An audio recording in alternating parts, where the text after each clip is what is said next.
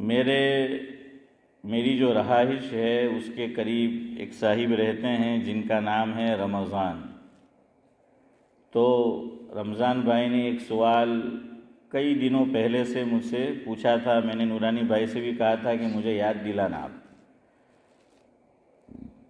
تو نہ مجھے یاد رہتا تھا اور نورانی بھائی نے اشارہ کیا بھی ہوگا تو میں سمجھ نہیں پایا، تو میں نے کہا چلو چھوڑو، اب بقرعید گزر جانے دو، تو پھر اس کے بعد ہی اس کو ڈسکس کریں گے۔ تو آج وہ سوال نماز کے تعلق سے ہیں اور چیئر پر بیٹھ کر نماز پڑھنے کے تعلق سے ہے کہ چیئر پر بیٹھ کر نماز کیسے پڑھنی چاہیے۔ تو انشاءاللہ العزیز کچھ باتیں اس تعلق سے عرض کریں گے، لیکن اولاً میری حسب عادت منظوم کلام جس میں نماز کا ذکر بھی آئے گا، شاعر مشرق علامہ اقبال علیہ الرحمہ کے دو کلام بہت مشہور ہے، ایک کا نام ہے شکوہ اور دوسرے کا نام ہے جزاک اللہ، درست جواب دیا آپ نے، اور ہمیں کوئی شکوہ نہیں ہے۔ ہاں، سعد اللہ صاحب نے جواب دیا کہ جواب شکوہ، تو میں نے کہا آپ کا جواب رائٹ ہے، اب ہمیں آپ سے کوئی شکوہ نہیں ہے۔ ویسے بھی مجھے معلوم ہے کہ شیئر مارکیٹ سے آپ کو ہی لگاؤ ہے اور کچھ حنیف بھائی کو ہے، تو بہرحال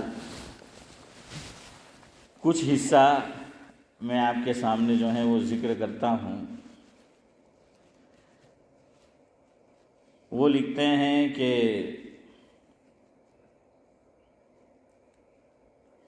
کیوں ضیاءکار بنوں سود فراموش نہ کروں، کیوں ضیاءکار بنوں سود فراموش کروں، نہ کروں نہیں، سود فراموش کروں، فکر فردا نہ کروں، محو غم دوش رہوں، نالے بلبل کے سنوں ہماتن گوش رہوں، ہم نوا میں بھی کوئی گل ہیں کہ خاموش رہوں۔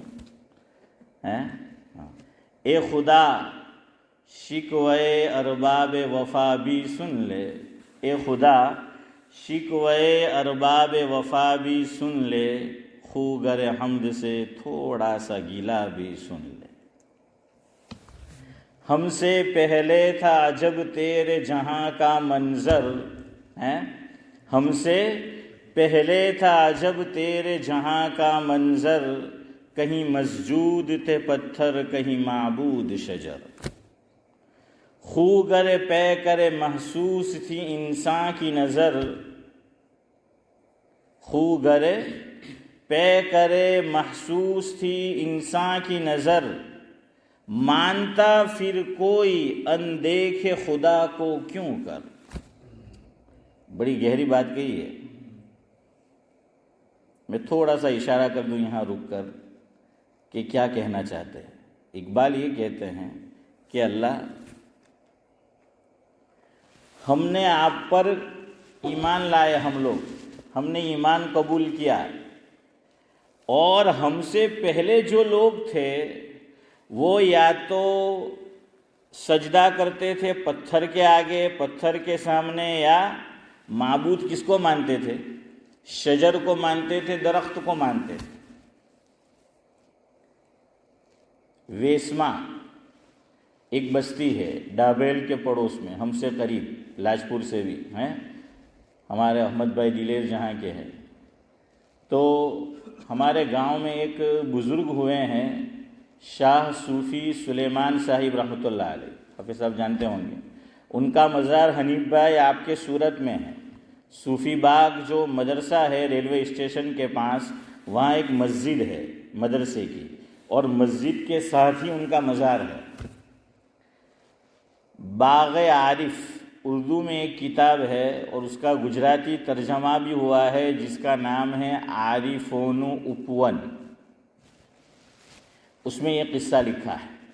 اقبال نے کہا نا کہ ہم سے پہلے جو لوگ تھے اللہ وہ کیا کرتے تھے کہ سجدہ کرتے تھے پتھر کو اور معبود مانتے تھے درخت کو۔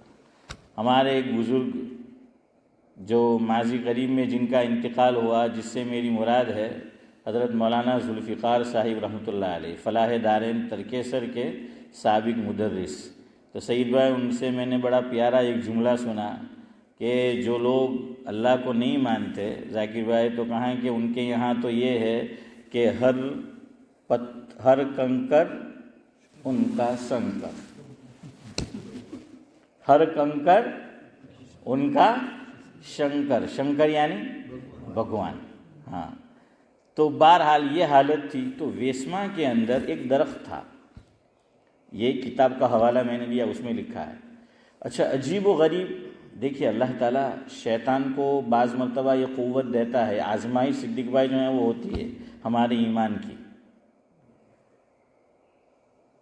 اس سے پہلے ایک بات حضور کے زمانے کی ذکر کروں، غالباً مجھے اچانک بات یاد آ گئی اس لیے ذہن میں نام نہیں رہا، لیکن عبداللہ بن مسعود رضی اللہ تعالیٰ عنہ کا غالباً واقعہ ہے۔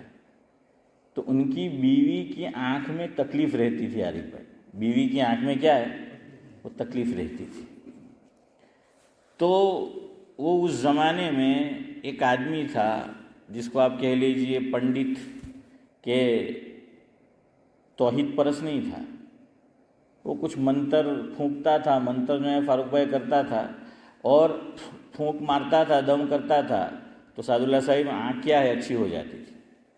تو انہوں نے عبداللہ بن مسعود رضی اللہ تعالیٰ عنہ سے ایک مرتبہ اجازت چاہی کہ میری آنکھ میں تکلیف رہتی ہے، اور فلاں جو پنڈت ہے، پنڈت میں کہہ رہا ہوں آپ کو سمجھانے کے لیے کہ جو توحید پرست نہیں تھا، وہ کوئی منتر اور جھاڑ پھونک جو ہے وہ جانتا ہے، تو میں چاہتی ہوں کہ میری آنکھ میں تکلیف رہتی ہے تو میں جاؤں اور وہ کچھ دم کر دے تو میری تکلیف اسماعیل بھائی کیا ہو جائے، دور ہو جائے۔ تو حضرت عبداللہ بن مسعود رضی اللہ تعالیٰ عنہ نے یہ فرمایا، مفہوم یہ ہے کہ نہیں مت جاؤ،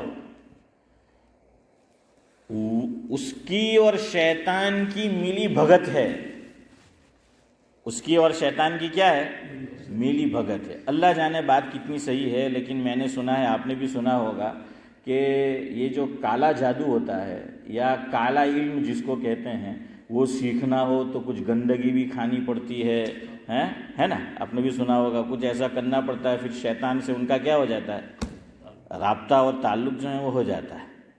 جیسے ہم نے وہ بھی سن رکھا ہے کہ بھائی کسی کو جنات تابع کرنا ہو تو کہاں جانے کا، 40 دن تک قبرستان میں، اور کیا بنانے کا چودھری صاحب، کنڈاڑوں ہوں کے دن پورا جو ہے وہ راؤنڈ دائرہ بنانے کا، اس میں بیٹھنے کا، اور کیا پڑھنے کا، نورانی بھائی سورہ جن پڑھنے کی، اور عجیب عجیب منظر سامنے آئیں گے۔ 40 دن تک اگر پائجامہ جو ہے تر نہیں ہوا تو کام بن گیا بھائی اکرم عبد الملک صاحب۔ تو کہتے ہیں کہ ڈراؤنی چیزیں جو ہیں وہ آتی ہے اور انسان بھاگ جاتا ہے تو پھر گیا کام سے، کہ کھوپڑی کیا ہے، کام کرنا چھوڑ دیتی ہے، یوں کہتے ہیں، واللہ عالم کتنا صحیح ہے کتنا غلط۔ اور ہماری طرف ایک صاحب بھی تھے، میں نے سنا کہ یہ کچھ ایسا ہی کرنے گئے تھے اور دماغ کا ڈھکن کیا ہو گیا ہے فاروق بھائی، ڈھیلا ہو گیا، ختم ذاکر بھائی، تو ویسا جو ہے ہوتا تھا۔ خیر، تو عبداللہ بن مسعود نے کہا کہ نہیں مت جاؤ، اور واقعتاً پھر تحقیق کی گئی تو بات کیا تھی، صحیح تھی۔ اس سے پتہ چلا کہ یہ مسمرزم ہوتا ہے، سحر ہوتا ہے، میلی بھگت جو ہیں وہ شیطان کے ساتھ ان کی ہوتی ہے، ان کو بھگت بھی کہتے ہیں ایسے کچھ لوگوں کو کہ بھگت یہ کام کرتا ہے۔ تو اس لیے علاج ان کے پاس کرا سکتے ہیں کہ نہیں، تو فقہا نے ایک بات لکھی ہے، مفہوم یہ ہے کہ اگر وہ علاج اس طور پر کرتا ہے کہ اس میں کوئی شرکیہ جملہ اور شرکیہ کلمات نہیں ہیں تو کرا سکتے ہیں،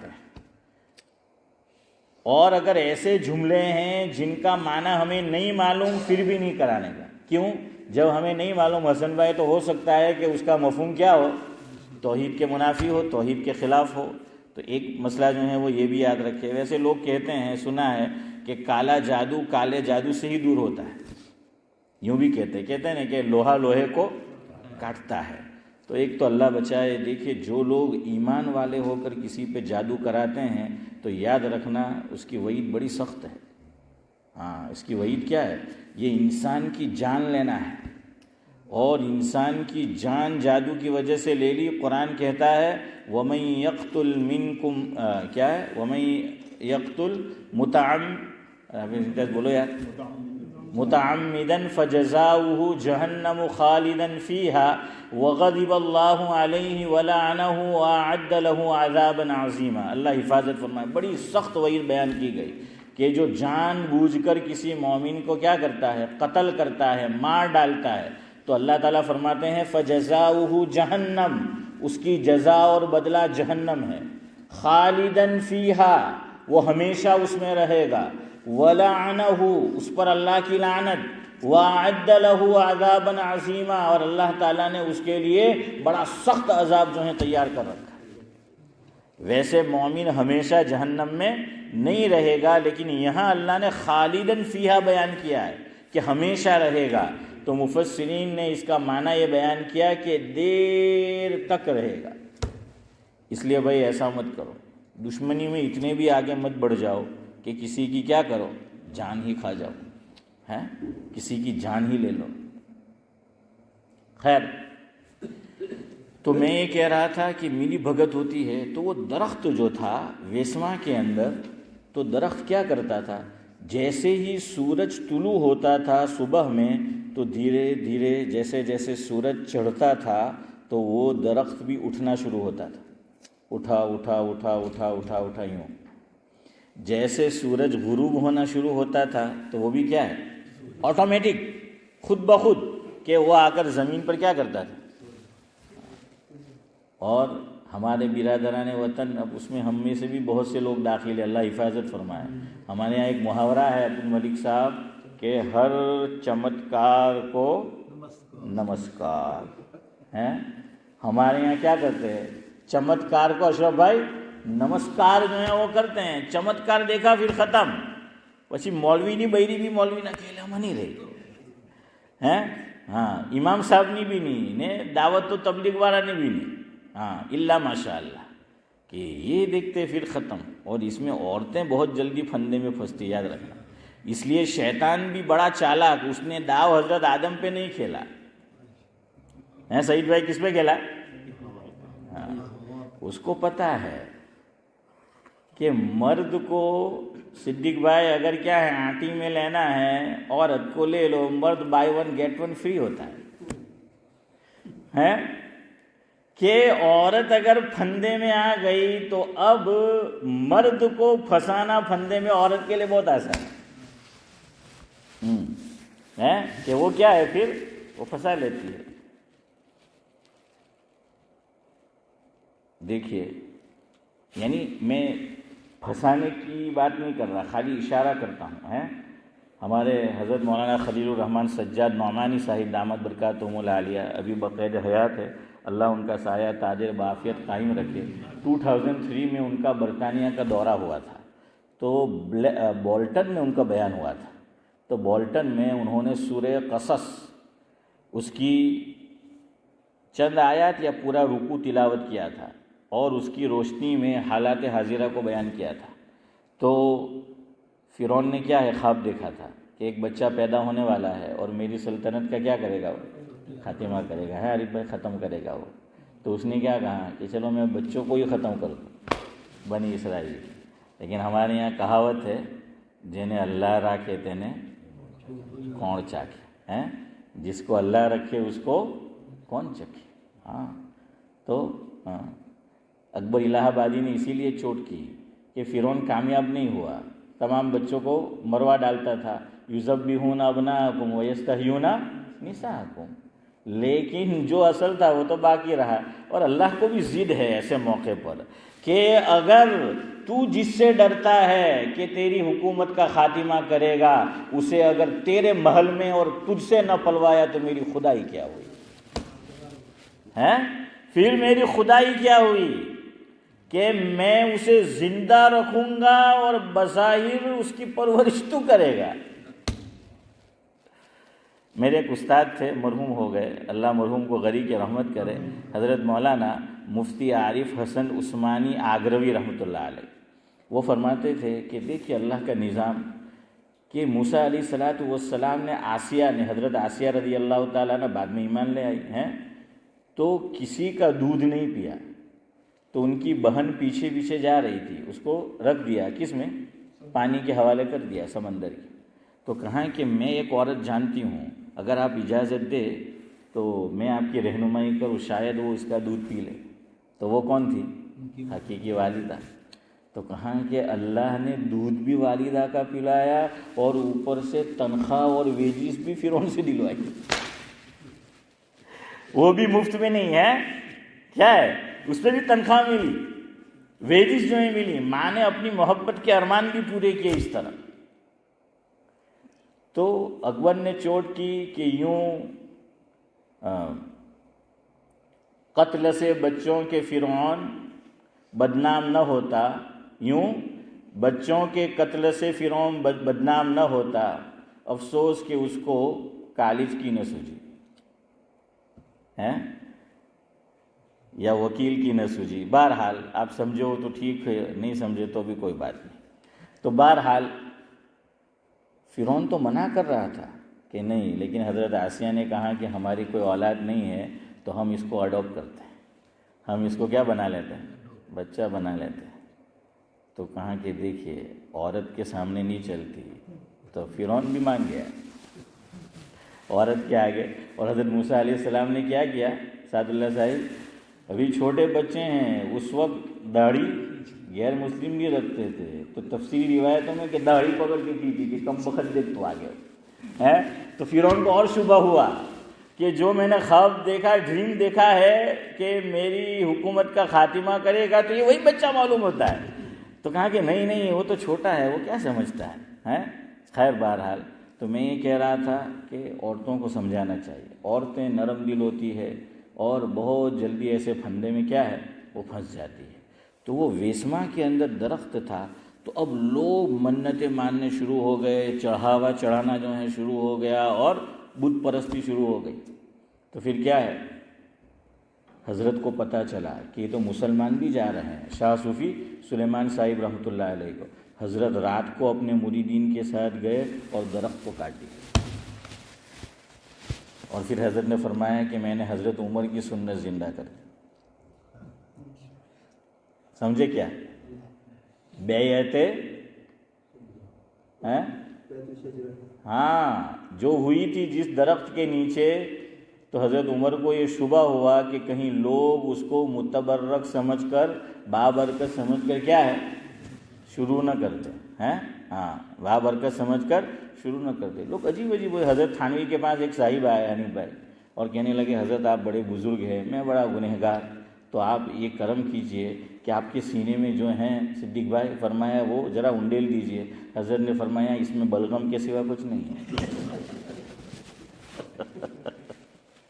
تو اس طرح اصلاح کرنی پڑتی ہے. سمجھ آیا؟ لوگ چاہتے ہیں کہ راتوں رات ولی اللہ بن جائے، محنت جو ہے کرنی نہیں، مجاہدہ جو ہے وہ کرنا نہیں. خیر بہرحال تو میں کیا کہہ رہا تھا، وہ یہ کاٹ دیا درخت کو تاکہ لوگوں کے ایمان کا محمد علی صاحب کیا ہو جائے، وہ حفاظت جو ہے وہ ہو جائے. تو خیر پہلی جو امت گزری، اقبال کہتے ہیں کہ اللہ وہ آپ کو معبود نہیں مانتے تھے. اور کیوں نہیں مانتے تھے وہ کہاں، وہ آپ کو مجھے بتانا ہے. اقبال آگے کہتے ہیں خو گرے پے کرے محسوس تھی انسان کی نظر، مانتا پھر کوئی اندیکھ خدا کو کیوں کر. اقبال کہتے ہیں انسان کی فطرت یہ رہی ہے عام طور پر کہ وہ دیکھی ہوئی چیزوں پر ہی ایمان رکھتا ہے، اندیکھی چیزوں کو نہیں مانتا. اور اے اللہ آپ تو اندیکھی چیز ہیں، آپ تو غیب ہے. تو لوگ آپ کو نہیں مانتے تھے لیکن ہم نے آپ کو مانا. ایمان بالغیب ہے نا، ایمان بالغیب وہی جو ہے معتبر ہے. تو کہاں کہ ہم نے مانا.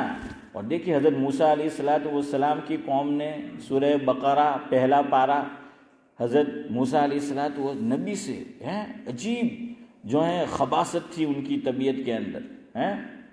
تو نبی سے کیا کہہ رہے، وَإِذْ قُلْتُمْ يَا مُوسَىٰ لَن نُؤْمِنَ لَكَ حَتَّىٰ نَرَى اللَّهَ جَهْرًا.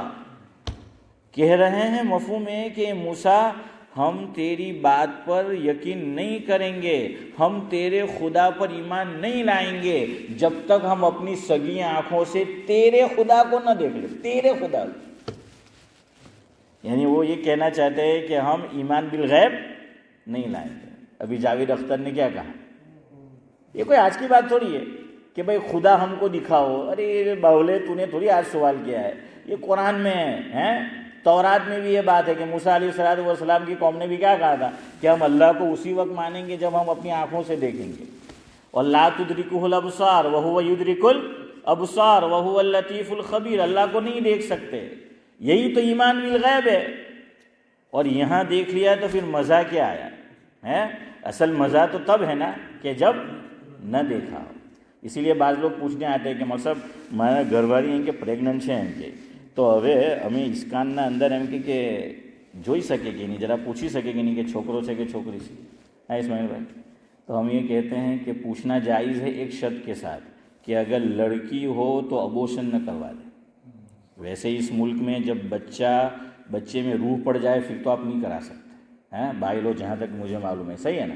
ہاں, تو کہاں کہ یہ نہیں ہے تو پھر تو نہیں. لیکن ہم دوسری بات کہتے ہیں کہ مت پوچھو. کیوں؟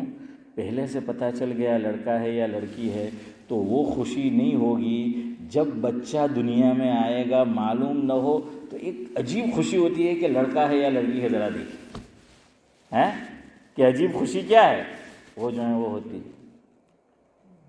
خیر بہرحال, تو میں یہ کہہ رہا تھا یہ بہت پہلے کا اعتراض ہے کہ ہم اللہ کو اسی وقت مانیں گے جب اپنی آنکھوں سے کیا ہے دیکھیں گے. چلے بہرحال ابھی میں چھوڑتا ہوں, پھر میری گفتگو اسی میں پوری ہو جائے گی. اقبال نے آگے بڑی اچھی باتیں کہی ہے, وہ سنانا تھا پھر کسی موقع پر. جو بات ہے اس پہ ڈائریکٹ آ جاتا ہوں. اقبال آگے کہتے ہیں, آ گیا عین لڑائی میں گر وقت نماز, قبلہ روحوں کے زمیں بوس ہوئی قوم حجاز.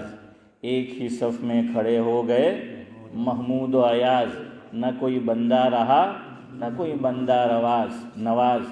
بندو صاحبو محتاجو غنی ایک ہوئے, تیری سرکار میں پہنچے تو سبھی ایک ہوئے. ہیں غریب اور مالدار یہاں کیا ہے برابر ہے نا. ہم لوگ تو شادی میں فرق کرتے ہیں, وہ مجھے نہیں پتا تھا کہ یہاں فرق کرتے ہیں ذاکر بھائی. ایک صاحب نے مجھے کہا کہ مطلب فلاں نے کہ وہاں شادی ہے, آپ کے یہاں دعوت آئی آپ کے بعد. میں نے کہا میرے اوپر دعوت نہ آئے تو میں زیادہ خوش ہوتا ہوں. کیوں؟ مجھے جانا ہوتا نہیں ہے. اچھا ہے کہ دعوت ہی نہ دے تاکہ پرابلم ہی نہ رہے ہیں.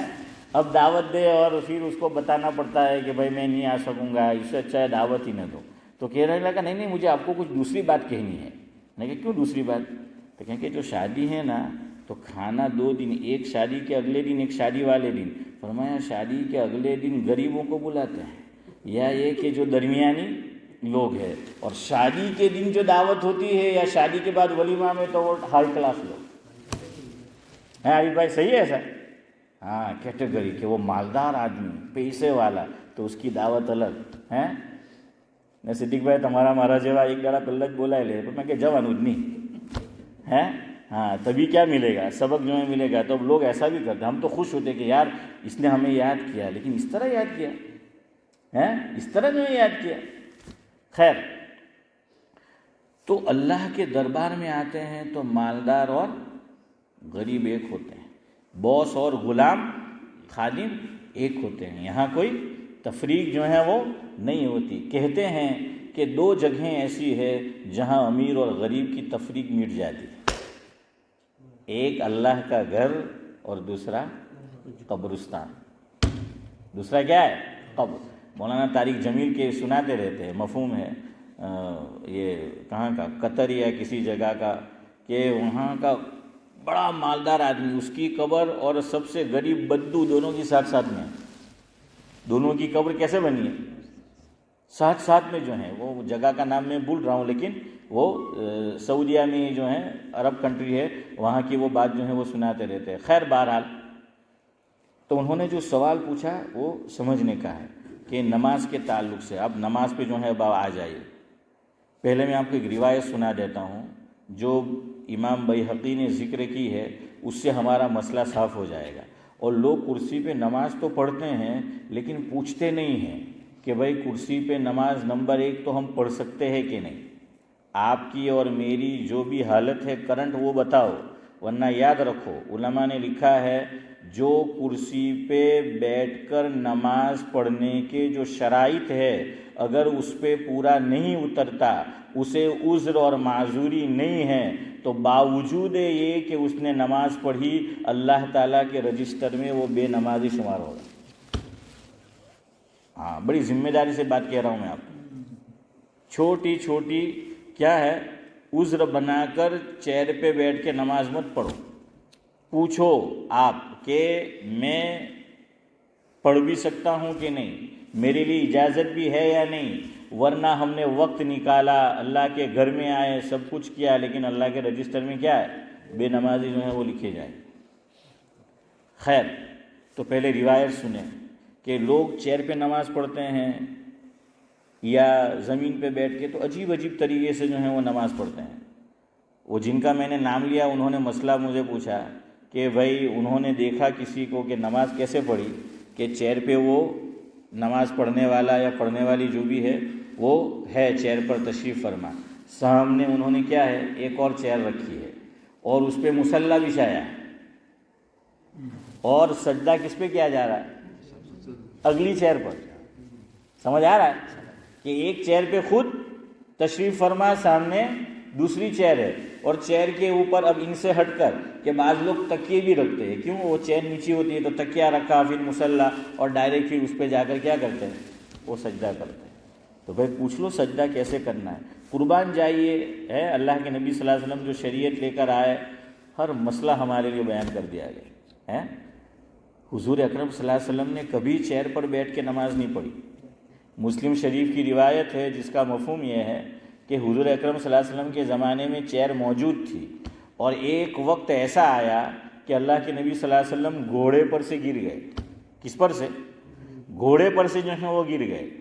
اس سے ایک بات یہ ثابت ہوئی کہ نبی ویسے عام انسانوں کی طرح ایک درجے میں ہوتے ہیں، ایک درجے میں نہیں بھی ہوتے ہیں۔ قصیدہ بردہ شریف میں علامہ بصیری علیہ الرحمہ نے اسی بات کو لکھا، محمد بشر ولیس کالبشر بل هو یاقوت وبین الناس کالحجر، یا والناس کالحجر، ہاں بین الناس نہیں، والناس کالحجر۔ یہ فرمایا کہ محمد صلی اللہ علیہ وسلم بھی ہماری طرح انسان ہے، آدمی ہے، اور ہم بھی انسان ہیں، لیکن جو فرق عام پتھروں میں اور یاقوت میں ہے وہی حضرت نبی کریم صلی اللہ علیہ وسلم میں اور عام انسانوں میں۔ یاقوت پتھر قیمتی ہوتا ہے نا، ہاں وہ جو ہے وہ قیمتی ہوتا ہے، لیکن ہے انسان۔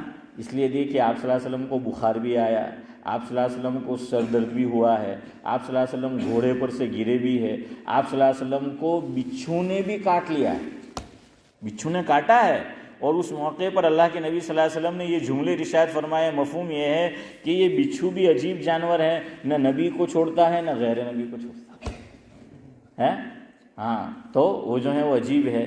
خیر، تو حضور کیا ہے، وہ بشر ہے لیکن عام بشر کی طرح نہیں، تو گھوڑے پر سے گر گئے آپ صلی اللہ علیہ وسلم۔ صحابہ کرام حضور اکرم صلی اللہ علیہ وسلم کی عیادت کے لیے تشریف لائے، اور نماز کا وقت ہو گیا، تو آقا نے فرمایا کہ چلو نماز پڑھو۔ نماز پڑھی تو آپ صلی اللہ علیہ وسلم نے امامت کرائی، اور آپ صلی اللہ علیہ وسلم گھوڑے پر سے گر گئے تھے تو چل پھر نہیں سکتے تھے۔ چیئر حضور کے زمانے میں موجود ہے۔ دیکھیں میں یہ نہیں کہہ رہا آپ چیئر پہ نماز نہیں پڑھا، میری پوری بات ختم ہونے دیں، سمجھ آیا تو آپ کو سمجھ آئے گا میں کہنا کیا چاہتا ہوں، میرا پوائنٹ کیا ہے۔ تو چیئر جو ہے وہ موجود ہے، لیکن آپ صلی اللہ علیہ وسلم نے نماز نہیں پڑھی، حضور صلی اللہ علیہ وسلم چل پھر نہیں سکتے تھے، تو حضور نے نماز کا وقت ہو گیا تو امامت خود کروائی، صحابہ کرام پیچھے کھڑے ہو گئے، وہ تو تندرست تھے، تو حضور اکرم صلی اللہ علیہ وسلم نے فرمایا کہ تم بھی کیا کرو، بیٹھ جاؤ۔ فرمایا کہ امام اگر بیٹھ کر نماز پڑھائے تو مقتدی کو بھی بیٹھ کر نماز پڑھنا ہے۔ یہ بھی ابھی بات پوری نہیں ہوئی ہے، سمجھ آیا؟ ہاں سنو، ابھی ادھوری بات ہے، اس لیے کہ بہت سے احکام وہ ہے اس میں کیا ہوا ہے، چینجز ہوا ہے، تبدیلی، نماز میں بھی بہت ساری، روزے میں بھی، اور شراب بھی، یہ ایسی چیزیں ہیں جن میں کیا ہے، یہ پہلے حکم تھا کہ اگر امام بیٹھ کر نماز پڑھائے تو مقتدی بھی کیا کریں گے، بیٹھ کر نماز پڑھیں گے۔ پھر حکم بدل گیا، آپ صلی اللہ علیہ وسلم کیا ہے، مرض الموت کا واقعہ، جو بیماری حضور صلی اللہ علیہ وسلم کو ہوئی اور اللہ کو وہ پیارے ہو گئے، تو اس وقت اللہ کے نبی صلی اللہ علیہ وسلم نے کیا ہے تشریف لائے مسجد میں، اور حضرت ابو بکر صدیق کیا کر رہے تھے؟ امامت کرا رہے تھے۔ ان کو آہٹ ہو گئی تو پیچھے ہٹنے لگے، پھر وہ آپ کو معلوم ہے، پھر آپ صلی اللہ علیہ وسلم نے نماز پڑھائی تو آپ صلی اللہ علیہ وسلم زمین پر بیٹھے ہوئے تھے اور صحابہ کو کیا ہے انہوں نے کھڑے ہو کر نماز ادا کی۔ تو اخیری حکم اب یہ ہے کہ اگر امام عذر کی وجہ سے بیٹھ کر نماز پڑھائے گا، تندرست مقتدی پیچھے کھڑے ہو کے نماز پڑھائے۔ اب مسئلہ کمپلیٹ ہوا۔ باقی پہلے مسئلہ کیا تھا کہ امام اگر بیٹھ کر پڑھاتا ہے تو صحت مند مقتدی بھی کیا ہے بیٹھ کر، لیکن پھر آخری حکم یہ ہے کہ اب اگر امام بیٹھ کر پڑھائے گا، مثال کے طور پر نماز کھڑے ہو کر پڑھائی، درمیان میں کوئی عذر لاحق ہو گیا امام صاحب کو، وہ بیٹھ گئے تو وہ نماز پڑھائیں گے، پیچھے مقتدی کیا ہے جو ان کی اپنی صورت ہے اس طریقے سے وہ نماز کو وہ پوری کریں گے۔ تو آپ صلی اللہ علیہ وسلم نے چیئر کا استعمال نہیں کیا، لیکن میں یہ کہنا چاہتا ہوں کہ دیکھیے چیئر پر بیٹھ کر نماز پڑھنے کے کیا احکام ہے، اس کا اشارہ حضور نے فرما دیا ہے۔ وہ جو ہے وہ معلوم ہو گیا، یعنی وہ زمین پر بیٹھنے والے کے لیے بھی وہی ہے اور چیئر پر بیٹھ کر نماز پڑھنے والے کے لیے بھی وہی ہے۔ اصل میں ایک واقعہ ہوا اور اس موقع پر حضور نے جو ہے یہ بات فرمائی۔ کچھ اور مسائل ہے وہ انشاءاللہ پھر اگلی مجلس میں یہ روایت اور ایک دو باتیں کہہ کر گفتگو ختم کرتا ہوں۔ وہ روایت کے الفاظ سنیں۔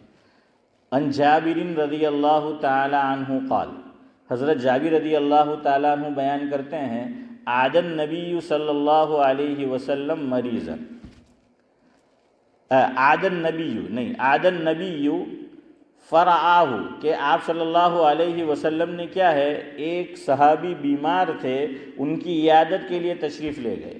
فرعاہ یصلی علی وسادتی فرما بہا فقال صلی علی الارض ان استطعت والا فاومی ایماء واجعل سجودک اخفض علی رکوعک او کما قال علیہ الصلاۃ والسلام۔ اس کا مفہوم یہ ہے کہ آپ صلی اللہ علیہ وسلم ایک صحابی بیمار تھے، ان کے گھر پر تشریف لے گئے عیادت کے لیے، تو وہ صحابی کیا کر رہے تھے؟ فرعاہ یصلی، کہ وہ نماز پڑھ رہے تھے، علی وسادتی، اور سجدہ تکیے پر کر رہے تھے۔ کس پر؟ تکیے پر۔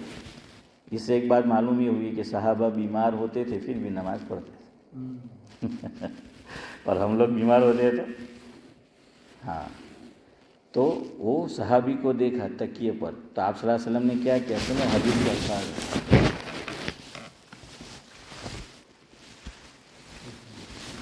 فرما بہا، تکیے کو لے کر کیا کر دیا؟ پھینک دیا۔ نہ آجے میں نے تمہیں کرے تو ہیرو نماز پوچھا اپنے پھینکے ان کے لیے ہیں۔ تو بہرحال کیا ہے، دیکھیں مسئلہ مسئلے کی جگہ ہے، وہ بتانا ہے تو فوراً بتایا۔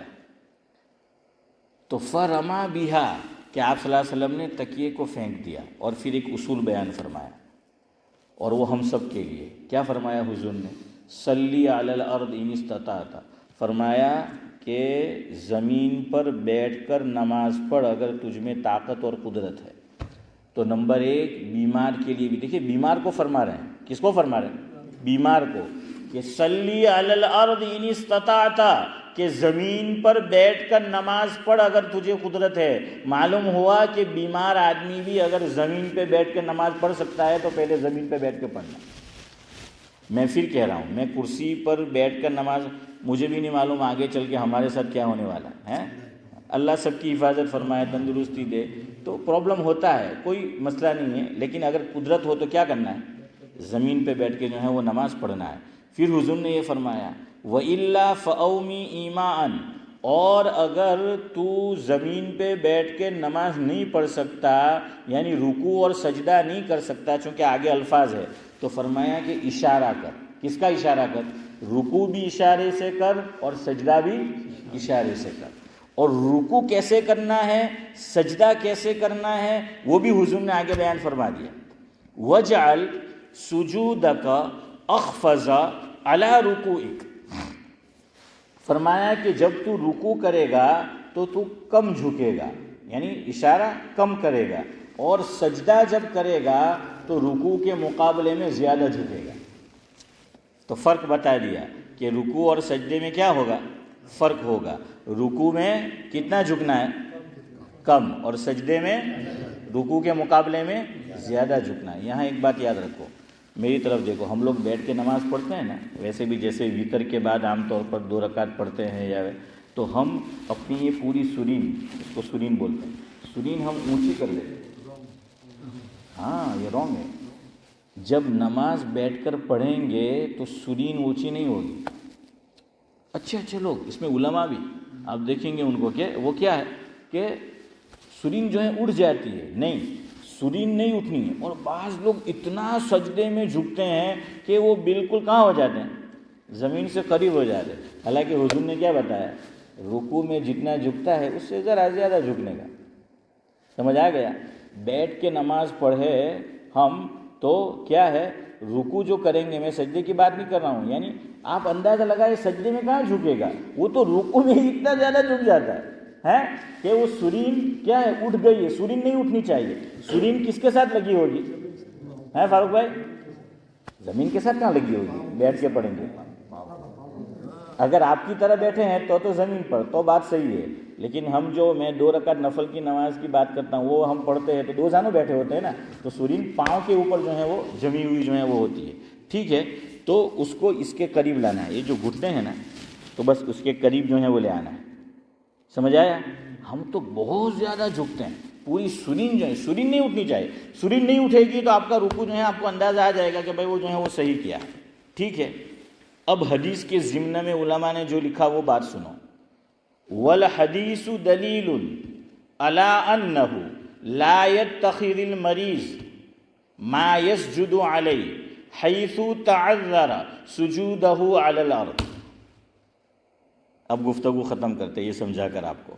فرمایا کہ یہ حدیث دلالت کرتی ہے، جو میں نے آپ کو ابھی سنائی، کہ اگر کوئی آدمی سجدہ زمین پر نہیں کر سکتا، معذوری ہے، اور وہ بیٹھ کر نماز پڑھے گا تو جیسے حضور نے تکیہ پھینک دیا، کوئی چیز سامنے نہیں رکھے گا. سمجھ آیا کیا کہنا چاہتے ہیں؟ یعنی وہ چیئر نہیں رکھی جائے گی. جو بعض لوگ دوسری چیئر رکھتے ہیں نا، وہ نہیں رکھی جائے گی. سامنے تکیے نہیں رکھے جائیں گے، یا کوئی اور چیز آپ جو ہیں باکڑا یا جو بھی کہیں وہ آپ رکھ دے، یا وہ نہیں رکھی جائے گی. بھئی مصلی بچھا دے، اس کی کیا تک ہے؟ وہاں سجدہ تو نہیں کرنا نہیں ہے، تو نہ مصلی جو ہے وہ بچھانا ہے اس کے لیے. دیکھیے آدمی جب نماز پڑھے تو کتنا حصہ پاک ہونا چاہیے؟ جہاں جہاں میرے اور آپ کے بدن کے اعضاء لگیں گے. ہم نماز پڑھتے ہیں تو 7 اعضاء زمین پر لگتے ہیں. چلے گننا شروع کریں تو اتنی جگہ پاک ہونی چاہیے. نمبر 1 سجدے کی جگہ. ٹھیک ہے، سجدے میں کتنی جگہ لگے گی؟ 8. سجدے میں کتنی جگہ لگے گی؟ 3 کیا؟ ہاں، تو میں چہرے کا پوچھ رہا تھا. چہرے میں سے 2 چیز لگی، ناک اور پیشانی. کتنے ہو گئے؟ 2. پھر کتنے ہو گئے؟ 4.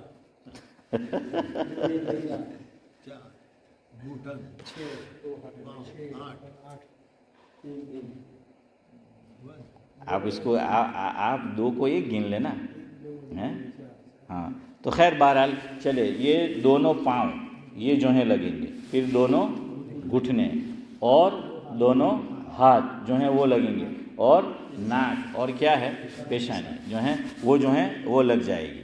خیر بہرحال تو 2 پاؤں 2 ہاتھ کتنے ہو گئے؟ 4. اور 2 گھٹنے 6. ابھی میں آپ کو بتا دیتا ہوں، چہرے کو 1 شمار کیا ہے. کیوں؟ اس میں اختلاف ہے. حضرت امام شافعی رحمۃ اللہ علیہ سعد اللہ صاحب، حضرت امام شافعی یہ فرماتے ہیں کہ سجدے میں فور ہیڈ یعنی پیشانی کا لگنا بھی فرض ہے اور ناک کا لگنا بھی فرض ہے آپ کے ہاں. حضرت امام ابو حنیفہ ہمارے امام صاحب یہ فرماتے ہیں، عبد الملک صاحب، کہ ناک کا لگنا واجب ہے اور فور ہیڈ کا ٹچ کرنا فرض ہے. فرض پیشانی لگنا فرض ہے. یعنی اختلاف کہاں ظاہر ہوگا؟ اگر کسی کا ناک نہیں لگا نماز ہو جائے گی. سمجھ آیا؟ امام ابو حنیفہ رحمۃ اللہ علیہ کے یہاں اور امام شافعی کے یہاں وہ نہیں نہیں ہوگی. تو 7 چیزیں اس طرح ہو گئی. ارے سمجھ آ گئی 7 چیزیں؟ نہیں سمجھ میں آئے تو دوسری مثال دوں. جب مسلمان میت کا انتقال ہوتا ہے تو غسل دینے کے بعد ہم کیا کرتے ہیں صدیق بھائی؟ خوشبو لگاتے نا؟ ہیں؟ خوشبو کہاں کہاں لگاتے؟ یہی لگانا ہے. دونوں ہاتھ پہ یہاں لگانا ہے, دونوں گھٹنے پہ لگانا ہے, پھر یہاں جو ہے وہ لگانا ہے اور پیشانی پہ لگانا ہے, اور پھر یہ. تو یہ وہی ہے. کیوں کہ یہ سجدے میں یہ اعضاء لگتے تھے, اس لیے اعضائے سجدہ کو منور کیا گیا اور روشن کیا گیا. کیوں؟ اللہ تعالیٰ, اللہ کے نبی صلی اللہ علیہ وسلم نے فرمایا, مفہوم یہ ہے کہ اللہ تعالیٰ سب سے پہلے نماز کا حساب کرے گا. نماز ٹھیک ہوئی, چلو, اور نمازی کے اعضاء روشن ہوں گے, جو وضو اس نے کیے ہوں گے. تو گویا یہ خوشبو اور روشنی کے ساتھ بھیجا کہ دیکھیے اللہ آپ کا بندہ تو نمازی تھا, اس لیے اس کو کیا کیا, خوشبو لگا کے آیا ہے, روشن کر کے جو ہے وہ آیا ہے. تو سمجھ آ رہا ہے؟ اتنی جگہ خالی نماز میں پاک ہونا ضروری ہے, ورنہ سائڈ پہ یعنی مکروہ ہے گندگی کی جگہ نماز پڑھنا, لیکن اتنی جگہ مان لو کہ کوئی جگہ ایسی ہے کہ پاک ہے ہی نہیں, ہمیں نہیں مل رہی, تو اتنا ایریا خالی پاک ہونا چاہیے. اتنا ایریا پاک ہوگا, باقی ناپاک ہوگا تو نماز کیا ہو رہی, حافظ صاحب, ہو جائے گی. ٹھیک ہے. تو اب آدمی بیٹھ کر پڑھ رہا ہے, مصلی کی کیا ضرورت ہے؟ اب بیٹھ کر پڑھ رہا ہے, رکوع تو اشارے سے کر رہا ہے, سجدہ تو اشارے سے کر رہا ہے, بیٹھا چیئر پہ ہیں. اب کیا پاک ہونا ضروری ہونا چاہیے؟ جو پاؤں ہے.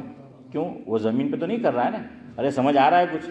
وہ زمین پہ تو نہیں کر رہا ہے, نہ رکوع کر رہا ہے نہ سجدہ کر رہا ہے. اس لیے بہت آسان ہے, کوئی تکلف کرنے کی ضرورت نہیں ہے. جیسے میں چیئر پر بیٹھا ہوں, کوئی چیئر پر مرد ہو یا عورت ہو, بس ایسے ہی نماز پڑھنا ہے. میری طرف دیکھ لو, رکوع میں اتنا جھکے گا.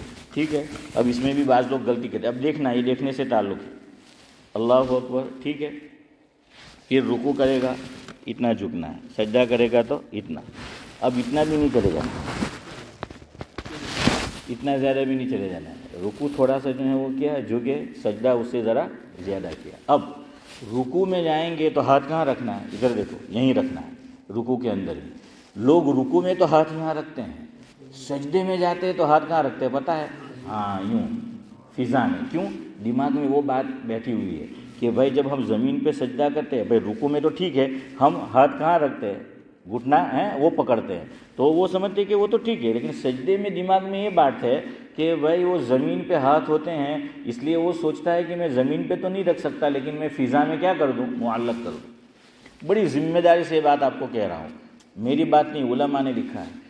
کسی حدیث میں چھوڑیے, کسی فقہ کی کتاب میں بھی یہ بات نہیں ہے کہ آدمی بیٹھ کر نماز پڑھے گا تو سجدے کے اندر ہاتھوں کو کہاں کرے گا, فضا میں. نہیں, بالکل وہی ہے. خالی ایک فرق حضور نے بتایا, رکوع میں کم جھکنا ہے, سجدے میں زیادہ. ہاتھ دونوں وقت کہاں رہیں گے؟ ادھر دیکھو, یہیں پر رہیں گے, ران پر ہیں, ران پر.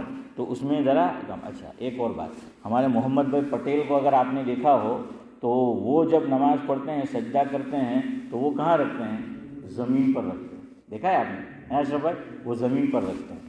اس میں دونوں قول ہے. یہ میں نے آپ کو چیئر والا بتایا کہ چیئر پر بیٹھ کر نماز پڑھے تو رکوع اور سجدے میں ہاتھ کیا ہے, وہیں رہیں گے. اگر زمین پر بیٹھ کر نماز پڑھ رہا اور سجدہ زمین پر نہیں کر رہا, لیکن بیٹھ کر نماز جو ہے زمین پہ پڑھ رہا ہے, تو اس میں دونوں قول ہے. ایک قول یہ ہے کہ اس وقت بھی ہاتھ کہاں رکھے, ران پر. دوسرا جو محمد بھائی پٹیل کرتے ہیں, اور مجھے یقین ہے انہوں نے کسی کو پوچھا ہوگا اور کر رہے, تو اس میں یہ بھی لکھا ہے کہ اگر آپ کو زمین پہ رکھنا ہے تو زمین پہ رکھ دو. کب؟ جب ہم زمین پہ نماز پڑھ رہے ہو تو دونوں ہاتھ کہاں رکھو, سجدے میں, زمین پہ رکھو, اور پھر سجدہ جو ہے وہ کرو. سمجھ آ گیا؟ کوئی سوال ہے؟ جی. ہاں, اب یہ جو ہے پوچھ رہے ذاکر بھائی کہ بعض لوگ کیا ہے کہ نماز پڑھتے ہیں اور زمین پہ سجدہ نہیں کر سکتے, تو امام صاحب جب قیام کریں گے اللہ اکبر تو کھڑے رہتے ہیں, ٹھیک ہے نا, اور وہ کھڑے رہیں گے. پھر امام صاحب رکوع میں جائیں گے تو بعض لوگ تو رکوع بھی کرتے ہیں, اور پھر جب سجدے میں جائیں گے اس وقت چیئر پر بیٹھ جاتے ہیں. اس میں بھی دو قول ہے. علماء کا ایک قول یہ ہے کہ نماز میں اصل چیز سجدہ ہے. نماز میں اصل چیز کیا ہے؟ مین چیز جو ہے وہ سجدہ ہے. اب یہ قیام اور رکوع سجدے کا وسیلہ ہے. وسیلہ جانتے ہو یعنی کیا کہیں گے؟ مددگار. مددگار ہے. کیا ہے؟ مددگار ہے وہ یہ. تو جب وہ سجدہ نہیں کر سکتا تو اب قیام بھی ساقط ہو جائے گا اور رکوع بھی ساقط ہو جائے گا. کیوں؟ اصل تو سجدہ ہے اور یہ اس کے لیے کیا تھا؟ مددگار، وسیلہ. تو جب وہ مین چیز ہی نہیں کر پاتا تو وہ یہ ایک ہے. دوسرا قول یہ ہے علماء کا کہ نہیں، قیام فرض ہے نماز میں، قرات فرض ہے نماز میں، رکوع فرض ہے نماز میں، ہے نا، فرض ہے نا یہ سب چیزیں. فرمایا کہ سجدہ ٹھیک ہے، از ویری امپورٹنٹ اور اہم جو ہے وہ رکن ہے، لیکن بھائی قیام بھی تو فرض ہے اور قرات بھی تو کیا ہے؟ فرض ہے. رکوع بھی تو فرض ہے. تو بھائی جتنا کر سکتا ہے اتنا کرے. تو اس لیے اگر کھڑا ہو سکتا ہے تو کیا ہے؟ اللہ اکبر بھی کال کھڑا ہو کر ہی کہے، کھڑا ہو جائے اور اللہ اکبر جو ہے کہے، اور قرات پوری کھڑا ہو کر سنے. رکوع اگر کر سکتا ہے تو رکوع بھی کرے، اور پھر جب سجدے میں جائے تو کیا کرے؟ بیٹھ جائے. ہمارے چودھری صاحب آج تو جنت الفردوس میں پہنچ گئے تو ہاں وہ بھی تھکے ہوئے ہوں گے، کوئی حرج نہیں ہے. تو بہرحال انہوں نے مجھ سے کہا تھا کہ مولانا ابراہیم کیا ہے وہ ہمارے دیولا، جزاک اللہ، مولانا ابراہیم دیولا صاحب جو ہیں وہ چیئر پر نماز پڑھتے ہیں. تو چودھری صاحب نے کہا کہ ان کو میں نے دیکھا کہ وہ ہمیشہ اللہ اکبر کھڑا ہو کر کہتے ہیں اور پورا قیام جو ہے امام صاحب کے ساتھ وہ بھی کرتے ہیں اور رکوع بھی. تو کہا کہ میں بھی ان کو دیکھ کر جو ہے وہ نماز پڑھتا ہوں. میں نے کہا دونوں قول ہے، لیکن حضرت مفتی محمد تقی عثمانی صاحب دامت برکاتہم العالیہ کی پہلے رائے یہ تھی کہ جب سجدہ نہیں کر سکتا آدمی تو پہلے سے بیٹھ جائے. حضرت یوں فرما دیتے کہ بیٹھ کے ہی پڑھے. کیوں؟ اصل تو سجدہ ہے. جب وہ نہیں کر سکتا تو بیٹھ کے ہی پوری نماز پڑھے. لیکن پھر کسی نے حضرت کو توجہ دلائی کہ حضرت قیام بھی تو فرض ہے، تکبیر تحریمہ بھی تو فرض ہے، قرات بھی تو فرض ہے، رکوع بھی تو فرض ہے. تو حضرت نے اپنے فتوے سے رجوع کیا. رجوع جانتے ہو؟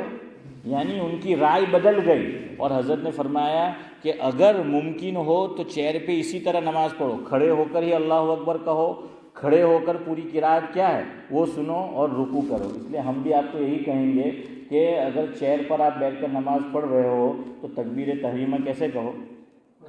کھڑے ہو کر کرو، اور قیام بھی کھڑے ہو کر، اور رکوع بھی. صرف سجدے میں جب جاؤ تو کیا کرو؟ چیئر پہ. جی نماز پڑھتے ہیں سینہ اور چہرہ دونوں قبلے کی طرف ہونا چاہیے. اب یہ پوچھ رہے ہیں کہ بھائی بیٹھ کر نماز پڑھے تو سینہ اور چہرہ قبلے کی طرف جو ہے وہ ہونا چاہیے. بھائی سینہ اور چہرہ دونوں ہونا چاہیے، لیکن 45 ڈگریز تک علماء نے اجازت دی ہے کہ آدمی، مثال کے طور پر یہ قبلہ ہے، ہماری مسجد میں پہلے کیا تھا؟ قبلہ سیدھا تھا، ہے نا. ہاں یہ قبا ہے، اس لیے ذوالقبلتین ہیں صدیق بھائی. تو کیا ہے اب تھوڑا کراس ہو گیا، ٹیڑھا ہو گیا ہے. اب لوگ سوچے کہ بھائی اتنے سال تک نماز پڑھی اب کیا ہوگا؟ تو 45 ڈگری سے تو کم ہے. تو اگر 45 ڈگری یہ کیوں علماء نے لکھا؟ وہ آپ کو کوئی جلدی تو نہیں ہے؟ ہاں ورنہ ہمارا ٹائم اوپر ہو گیا، نہیں تو تمہیں کہے کہ یار مول صاحب ٹائم نہ پابند نہیں. تو علماء نے ایک بات لکھی ہے، سنو. جتنی مساجد پہلے تھی ساری مسجدوں کا رخ کدھر ہونا چاہیے؟ نہیں قبلہ نہیں، کعبۃ اللہ، اس کی طرف، کعبۃ اللہ کی طرف ہونا چاہیے وہ سیدھ میں. اب پہلے دنیا اتنی ترقی یافتہ نہیں تھی، تو لوگوں نے تخمینہ کیا تھا، اندازہ کہ بھائی ادھر جو ہے قبلہ ہے. اس لیے 100% کوئی نہیں کہہ سکتا کہ جتنی مساجد آج تک بنی ہوئی ہے پرانی ان ساروں کا رخ 100% کیا ہے؟ قبلے کی طرف. یہ سب اندازہ تھا. کیا تھا؟ اندازہ تھا. اب یہاں فائدہ ہو گیا کس سے؟ 45 ڈگریز، کہ اگر 45 ڈگری کے اندر اگر ہمارا رخ ہے قبلے کی طرف تو نماز کیا ہے؟ ہو گئی. سمجھ آیا؟ تو نماز کیا ہے؟ وہ ہو گئی. اب ایسے آلات وجود میں آ چکے ہیں اور یہاں بھی سنا کہ وہ آلات کا ہی سہارا لیا ہے اور حالات بدلے پھر. تو بہرحال کیا ہے، آلات ہے تو آپ اس کے مطابق جو ہے کرو، لیکن 45 ڈگریز تک ہو تو نماز کیا ہو جائے گی؟ درست جو ہے وہ ہو جائے گی. اب ذاکر بھائی کا سوال تھا کہ چہرہ اور سینہ تو قبلے کی طرف ضروری ہے، چہرہ بھی ضروری ہے، لیکن چہرے میں رخصت ہے. کیسے؟ ہماری نماز کب ہوتی ہے؟ جب چہرہ ہم قبلے سے پھیریں گے، ہے نا. اب تک ہم ایسے بیٹھے ہیں، شروع نماز قبلے کی طرف ہے ہم، اور اب تحیات کی پوزیشن میں ہے. اب کہیں گے السلام علیکم ورحمۃ اللہ. اب میرا اور آپ کا چہرہ قبلے کی طرف ہے یا ہٹ گیا؟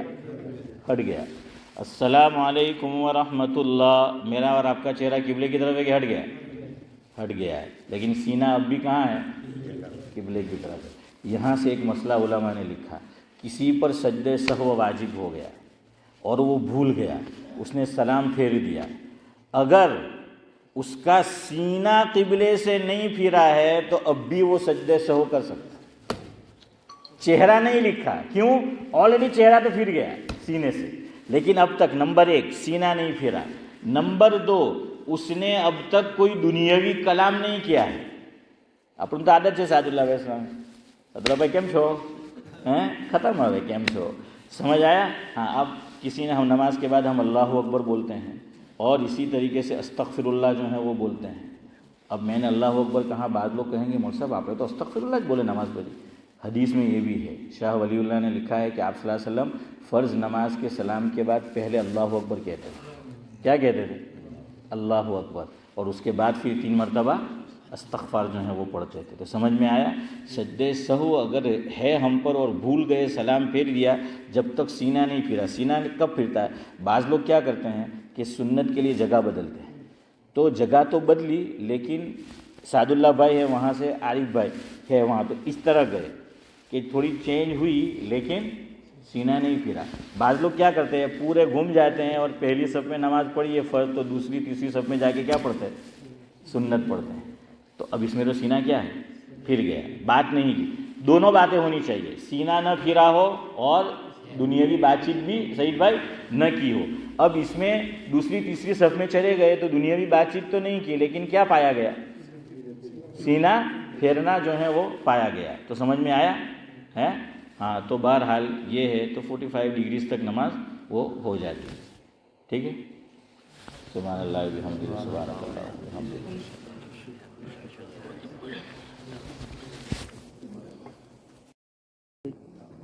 جی